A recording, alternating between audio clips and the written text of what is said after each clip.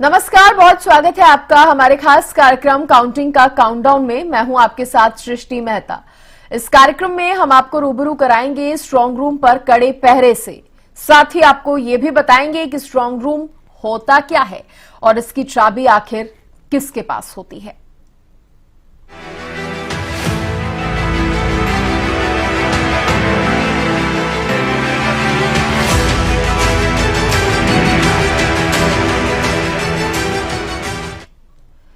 हरियाणा नगर निकाय चुनाव के तहत वोटिंग के बाद अब मतगणना की बारी है और इसको लेकर प्रशासन पूरी तरह से तैयार नजर आ रहा है।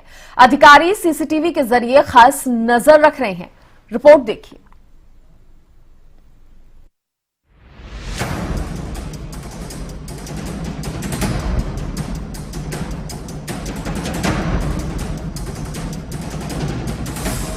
मतगणना के लिए प्रशासन तैयार। 12 मार्च को आएंगे चुनाव के नतीजे। स्ट्रांग रूम के अंदर और बाहर सुरक्षा के पुख्ता इंतजाम। हरियाणा में निकाय चुनाव के लिए वोटिंग के बाद अब काउंटिंग की बारी है। प्रदेश के हिसार, फरीदाबाद, गुरुग्राम, सिरसा, रोहतक समेत सभी जिलों में मतगणना को लेकर प्रशासन पूरी तरह से तैयार है। 2 मार्च को हुए मतदान के बाद ईवीएम मशीनों को स्ट्रांग रूम में रखा गया था और स्ट्रांग रूम को जिलों के उच्च अधिकारियों ने राजनीतिक पार्टियों के एजेंडों के सामने सील कर दिया था। इन स्ट्रांग रूम्स पर कड़ा सुरक्षा पहरा देखने को मिल रहा है और कैमरों के जरिए नजर रखी जा रही है। किसी भी व्यक्ति को यहां नजदीक जाने की इजाजत नहीं। अगर कोई भी अधिकारी स्ट्रांग रूम के निकट जाता है तो वो कैमरों की नजर में होता है। मैं इसमें करनाल के राजकीय कॉलेज में मौजूद हूँ। यहाँ पर निकाय चुनाव के लिए स्ट्रांग रूम बनाया गया है। ईवीएम को कड़े सुरक्षा घेरे में रखा गया है। पहले हम आपको तस्वीरें दिखाएं कि क्या कुछ इंतजाम है यहाँ पर। ये जो आप देख रहे हैं ये ऑनलाइन स्क्रीन है जहां पर सीसीटीवी कैमरे की जो है वो तस्वीरें साझा की जा रही हैं कि जो ईवीएम यहाँ पर रखी गई हैं उनको लेकर किस तरह के प्रबंध किए गए हैं। यहाँ पर मेयर चुनाव के लिए जो ईवीएम इस्तेमाल हुई थी, वार्ड पार्षदों के लिए जो ईवीएम प्रयोग हुई थी, उनको यहाँ स्ट्रांग रूम में रखा गया है। अलग अलग स्ट्रांग रूम यहाँ पर बनाए गए हैं। मेयर चुनाव के लिए जो ईवीएम प्रयोग की गई थी उनके लिए अलग से स्ट्रांग रूम है और पार्षदों के लिए अलग से स्ट्रांग रूम बनाया गया। आप देख लीजिए कि किस तरह की सुरक्षा घेरा है। यहाँ पर 2 टियर की सिक्योरिटी जो है वो रखी गई है।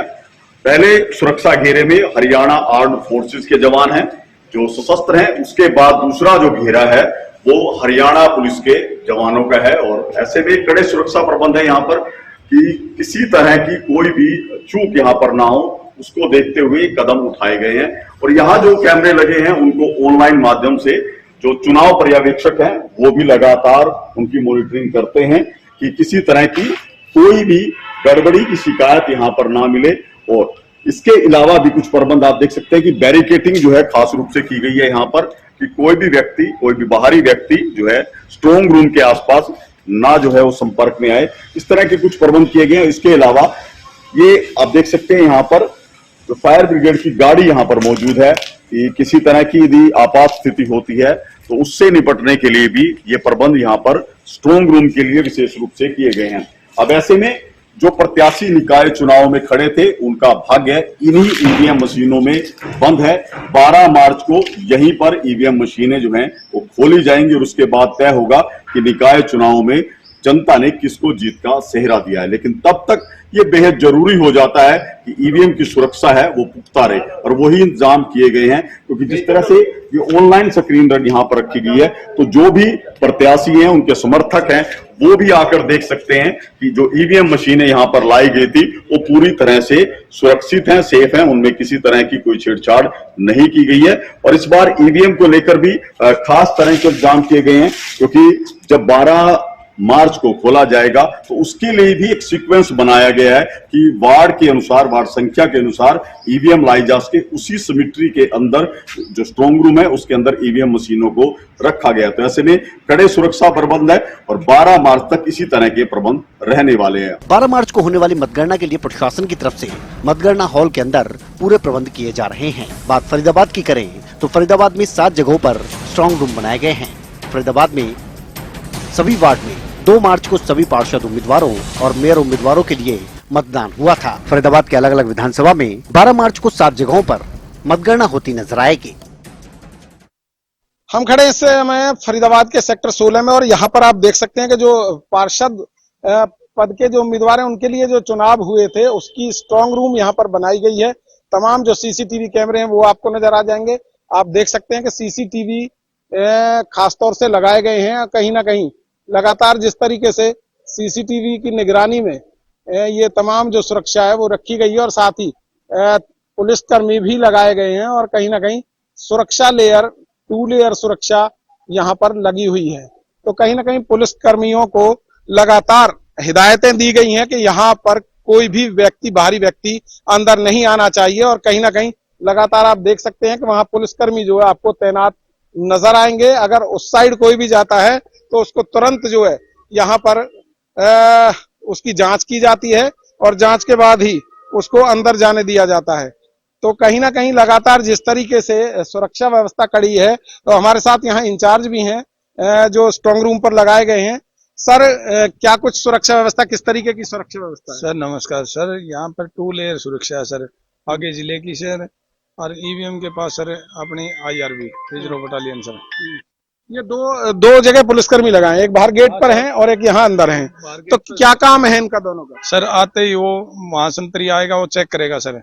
यहाँ अधिकारी और कैंडिडेट्स आते हैं सर चेक करने के लिए। उसके अलावा सर अननोन पर्सन की यहाँ एंट्री ही नहीं है। एंट्री नहीं सर। सीसीटीवी जो लगे हैं उसकी स्क्रीन? हाँ, सीसीटीवी जो फुटेज लगी है सर उसकी स्क्रीन बाहर में लगी हुई है। कैंडिडेट आता है या अधिकारी आते हैं तो उसको चेक करवा देते हैं सर। चेक करवाते हैं। ये जो 2 पुलिसकर्मी अंदर लगे हैं, 2 लेयर की बात की जा रही है, वो किस लिए? सर वो जो ईवीएम गार्ड है सर, वहाँ कोई अननोन पर्सन नहीं, उस साइड नहीं जाएगा सर कोई भी, इसलिए लगा रखे सर। तो कितने घंटे की ड्यूटी रहती है इनकी? सर ये 4-4 घंटे की ड्यूटी लगते हैं सर, स्टैंडिंग ड्यूटी करते हैं सर विद असला। तो तमाम जो हथियार हैं उनको लेकर ये ड्यूटियां करते हैं और कहीं ना कहीं जो 45 वार्डों के जो चुनाव हुए हैं, जगह जगह कई जगह पर स्ट्रांग रूम बनाए गए और यहाँ आप देख सकते हैं सीसीटीवी कैमरे की निगरानी पूरी तरह से वहाँ स्ट्रांग रूम के दरवाजे पर लगाई हुई है। अगर कोई भी व्यक्ति वहां जाता है तो उसकी रिकॉर्डिंग होती है और रिकॉर्डिंग को सेव करके भी रखा जाता है ताकि अगर किसी को शक है तो बाद में भी चेक करा सकता है कि जो ईवीएम है वो पूरी तरह से सुरक्षित यहाँ पर रखी गई है और कोई भी प्रत्याशी किसी भी समय 24 घंटे यहाँ आकर अपनी ईवीएम जो है वो चेक कर सकता है कि कहीं किसी तरह की कोई गड़बड़ी तो नहीं है। मतदान के बाद स्ट्रांग रूम में रखी ईवीएम मशीनों का पहरा काफी कड़ा देखने को मिल रहा है। अधिकारियों का कहना है कि मतदान की तरह मतगणना भी पूरी तरह से फ्री एंड फेयर होगी। मतगणना के दौरान किसी भी चुनाव एजेंट को मोबाइल, कैमरा, पेन मतगणना केंद्र पर ले जाने की इजाजत नहीं होगी। मतगणना को अच्छी तरह से संपन्न करवाने के लिए सभी प्रकार के प्रबंध किए गए हैं। बात अगर कुरुक्षेत्र के थानेसर की करें तो थानेसर नगर परिषद और वार्डों के चुनाव के बाद प्रत्याशियों की बेचैनी और ज्यादा बढ़ गई है। 2 मार्च को हुए मतदान के बाद सभी प्रत्याशी अपनी अपनी जीत का दावा कर रहे हैं। 12 मार्च को अग्रसेन पब्लिक स्कूल में मतगणना होती नजर आएगी। इस समय हम थानेसर के जो स्ट्रांग रूम बनाया गया है, नगर परिषद चुनाव के बाद जो स्ट्रांग रूम बनाया गया जहाँ पर ईवीएम मशीनें जो है कड़ी सुरक्षा के निगरानी में यहाँ पर रखी गई है, उसके बाहर मौजूद है। देखिए यहाँ पर 2 लेयर की सुरक्षा यहाँ पर देखने को मिल रही है। सबसे पहले तो इस गेट जो हम यहाँ पर मौजूद है, इस गेट पर यहाँ पर जो है पुलिस के जवान जो है यहाँ पर बैठे हुए हैं। किसी भी अन्य व्यक्ति की यहाँ पर एंट्री नहीं है। जो कैंडिडेट है पार्षद पद के या फिर जो चेयरमैन पद के कैंडिडेट है उन्हीं की एंट्री यहाँ पर देखने को मिल रही है।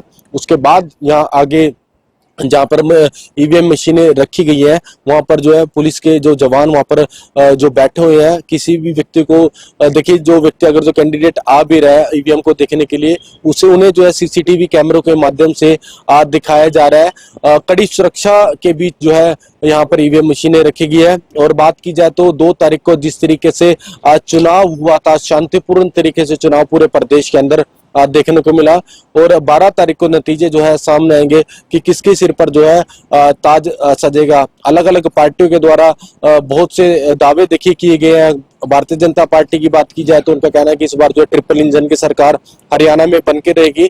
दूसरी तरफ कांग्रेस के द्वारा यही कहा जा रहा है कि जो है निकाय चुनाव में जो है उनके कैंडिडेट जरूर जीतेंगे। ये तो देखिए आने वाला समय ही तय करेगा, क्योंकि 2 तारीख को ईवीएम के अंदर जो है लोगों के द्वारा जो है जो उम्मीदवार है उनकी किस्मत ईवीएम के अंदर कैद कर दी गई है और 12 तारीख को नतीजे जो है सामने आएंगे। इस बार के निकाय चुनाव की बात करें तो चुनाव को लेकर लोगों में ज्यादा उत्साह देखने को मिला। नगर निकाय चुनाव में कांग्रेस और बीजेपी की प्रतिष्ठा दांव पर लगी है। इस चुनाव में 55 लाख से ज्यादा वोटर्स ने अपने मत का प्रयोग किया। वहीं दूसरी ओर हरियाणा के मतदाताओं को नगर निकाय चुनाव नतीजों के लिए 12 मार्च का इंतजार है। पानीपत नगर निगम के लिए मतदान 9 मार्च को होंगे। अधिकांश नगर निकायों में बीजेपी और कांग्रेस की सीधी टक्कर है। कुछ जगहों पर निर्दलीयों ने त्रिकोणीय मुकाबला बना दिया है। हालांकि अंबाला और गुरुग्राम में मेयर पद के लिए बीजेपी और कांग्रेस के अलावा तीसरा कोई प्रत्याशी चुनाव मैदान में नहीं था। इस नगर निकाय चुनाव को लेकर हरियाणा के मुख्यमंत्री नायब सिंह सैनी का कहना है कि विधानसभा चुनाव की तरह बीजेपी नगर निकाय चुनाव में भारी मतों के साथ जीत हासिल करेगी।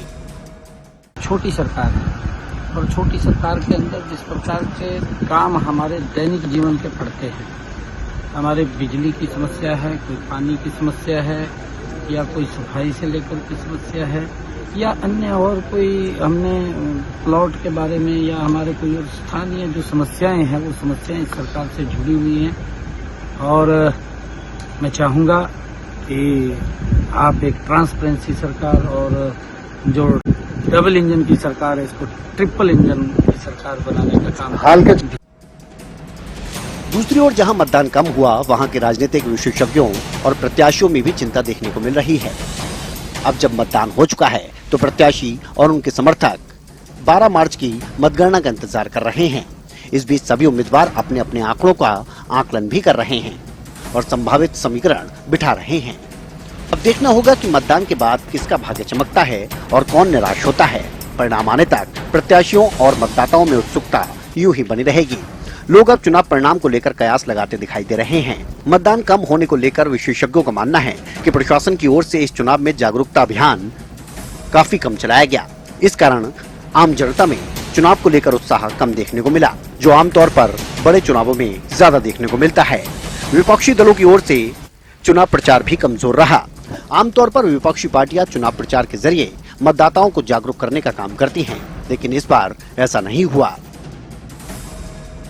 बहरहाल नगर निकाय चुनाव की मतगणना प्रक्रिया 12 मार्च को सुबह 8 बजे से शुरू हो जाएगी। काउंटिंग के बाद मेयर और पार्षद पद के विजेताओं के नाम घोषित कर दिए जाएंगे। उम्मीद है कि दोपहर बाद तक तस्वीर साफ हो जाएगी। अब सभी प्रत्याशियों और मतदाताओं की नजरें 12 मार्च को होने वाली मतगणना पर टिकी है। News desk, Haryana news.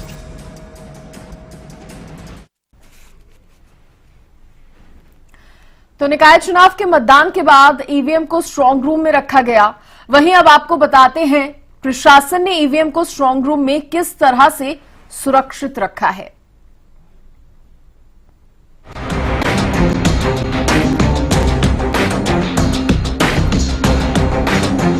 2 मार्च को निकाय चुनाव के लिए हुए मतदान के बाद अब सभी की निगाह 12 मार्च के नतीजे वाले दिन पर है।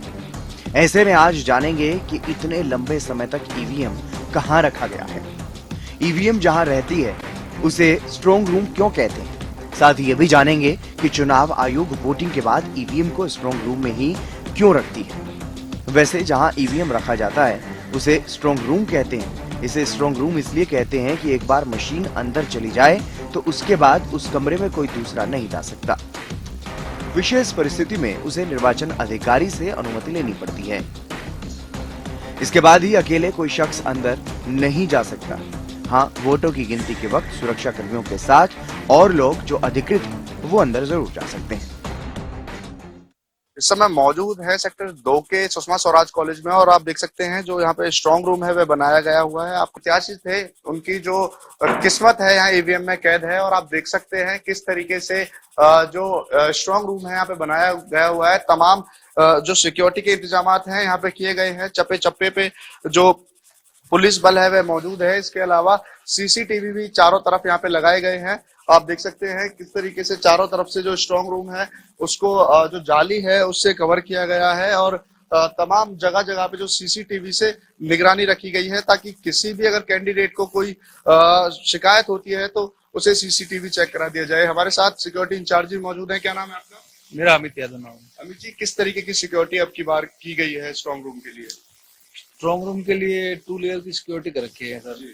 इनर लेयर के अंदर इंडियन रिजर्व बटालियन और आउटर लेयर में डिस्ट्रिक्ट पुलिस और उसके अलावा जो पैरा बाउंड्री वगैरह है उसकी अलग से सिक्योरिटी वो कर रखी है। सीसीटीवी भी लगे हुए हैं। कहाँ से निगरानी इन पे रखी जा रही है? सीसीटीवी का इनका डायरेक्ट कनेक्शन डीसी ऑफिस में और एसडीएम ऑफिस में कर रखा है। करा हुआ है। अगर किसी भी कैंडिडेट को कोई परेशानी आती है तो उन्हें चेक करा दिया जाएगा। हाँ जी, वो आएंगे, एंट्री करा के चेक कर लेंगे, जिनको आई कार्ड बना रखे हैं चेक करने के। चेक कर सकते हैं अगर किसी को भी कोई परेशानी। हाँ, जो ऑथोराइज कर रखे कैंडिडेट हुआ और जो एजेंट होते हैं वो यहाँ पे आके चेक कर सकते हैं। इसके अलावा कितने फोर्स हैं यहाँ पे लगाए गए हुए हैं, कितने काउंटेबल अगर बात की जाए तो मतलब कितने फोर्स लगा, काउंट तो मैं क्या बता सकता हूँ। काफी फोर्स है, हाँ जी, मतलब काफी पूर्ण रूप से सुरक्षित है। जी बिल्कुल बिल्कुल पूर्ण रूप से सुरक्षित है। आप देख सकते हैं जो सीसीटीवी है वह डायरेक्ट डीसी ऑफिस और एसडीएम ऑफिस से भी कनेक्टेड है, ताकि किसी भी तरीके की कोई भी चूक ना हो। इसके अलावा अगर किसी भी कैंडिडेट को कोई भी शिकायत होती है या किसी भी तरीके का क्वेश्चन मार्क उसके दिमाग में खड़ा होता है तो वह यहाँ पे आके एंट्री करवा के जितने जो सीसीटीवी फुटेज है वह देख सकता है। तो कहीं ना कहीं जितने भी कैंडिडेट है उनकी किस्मत यहाँ स्ट्रांग रूम में बंद है और आने वाली 12 तारीख को यह पता पड़ेगा कि किस कैंडिडेट के सर पर जीत का सेहरा बनता है। स्ट्रांग रूम पर डबल लॉक की सुरक्षा। स्ट्रांग रूम में ईवीएम और चुनावी सामग्री जमा। स्ट्रांग रूम में डबल लॉक सिस्टम लगा हुआ है। स्ट्रांग रूम की एक चाबी जिला उपायुक्त के पास रहती है। स्ट्रांग रूम की दूसरी चाबी डिप्टी कमिश्नर के पास रहती है। स्ट्रांग रूम की सुरक्षा को देखते हुए सीसीटीवी लगाए गए। अधिकारियों की सीसीटीवी के जरिए 24 घंटे ईवीएम पर नजर है। सरकारी प्रॉपर्टी में बनता है स्ट्रांग रूम। किसी भी जगह पर जैसे प्राइवेट प्रॉपर्टी, निजी जमीन, निजी मकान पर स्ट्रांग रूम नहीं बनाया जा सकता। स्ट्रांग रूम सरकारी बिल्डिंग में ही बनता है। इसके लिए बाकायदे अधिकारी स्थल का निरीक्षण करते हैं और सुरक्षा का जायजा लेते हैं। जिस सरकारी बिल्डिंग में स्ट्रांग रूम बनाया जाना है उसका चयन कर पहले ही चुनाव आयोगों को जानकारी दे दी जाती है। स्ट्रांग रूम की सुरक्षा से जुड़ी महत्वपूर्ण बातें। जहां स्ट्रांग रूम बनता है वो पूरा एरिया सीसीटीवी में कैद होना चाहिए। अधिकारी कंट्रोल रूम में बैठकर मॉनिटरिंग करते रहते हैं। प्रत्याशियों को भी सीसीटीवी से सब दिखाई देता रहता है। आने जाने वाले सभी लोगों का रजिस्टर रिकॉर्ड रखा जाता है। स्ट्रांग रूम में कमरों की संख्या, किस कमरे में कितनी ईवीएम रखी गई है, इसकी जानकारी लिखित में प्रत्याशी और चुनाव आयोग को दे दी जाती है। स्ट्रांग रूम की डबल लेयर सुरक्षा। 12 मार्च को मतगणना के लिए ईवीएम की सील अनलॉक की जाएगी, जिसके बाद मतगणना की जाएगी। इसमें एसओपी के अनुसार डबल लेयर सुरक्षा रहेगी। पहली लेयर में हरियाणा आर्म्ड फोर्स रहेगी, वहीं दूसरी लेयर सुरक्षा जिला पुलिस की कस्टडी में रहती है। बहरहाल अगर कोई उम्मीदवार या उसका समर्थक खुद निगरानी रखना चाहे तो उसके लिए भी प्रांगण में व्यवस्था की जाती है। सीसीटीवी की एलईडी वहां लगाई गई है। यहाँ पर सीसीटीवी की स्क्रीन लाइव चल रही होती है, वहीं से नजर रखी जा सकती है। Bureau report, Haryana news. तो हरियाणा में निकाय चुनाव के लिए अब मतदान के बाद रिजल्ट का इंतजार है। जहां जनता ने इस निकाय चुनाव में खूब बढ़ चढ़कर हिस्सा लिया तो वहीं राजनीतिक दलों के दिग्गज नेताओं ने भी वोट किया और अपनी अपनी जीत का दावा किया है। रिपोर्ट देखिए।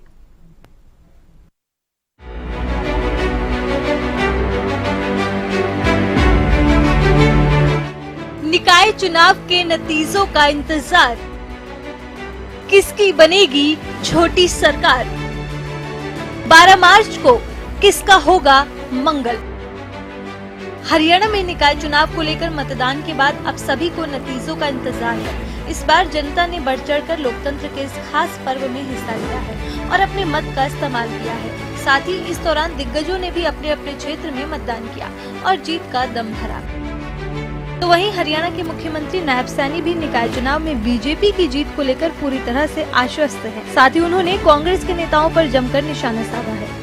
देखिए, हमने पीछे भी वायदे पूरे किए, ऐसा कौन सा वायदा जो हमने पूरा नहीं किया? ठीक है, हमारा चाहे 2014 का विधानसभा चुनाव का आप संकल्प पत्र देखिए, चाहे हमारा 2019 का संकल्प पत्र देखिए और 2024 का, उसके अंदर भी हमने लगभग 18 संकल्प तो पूरे किए हैं। उसके साथ 10 ऐसे संकल्प जो जल्दी ही इसमें शामिल हो जाएंगे।